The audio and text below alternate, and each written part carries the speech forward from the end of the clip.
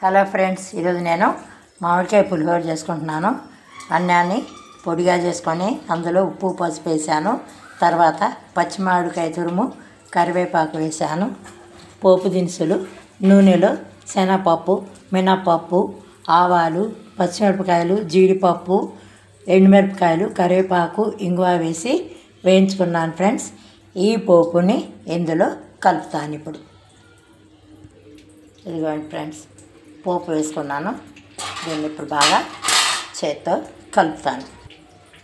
ఇదిగోండి ఫ్రెండ్స్, కమ్మటి మామిడికాయ పులిహోర రెడీ.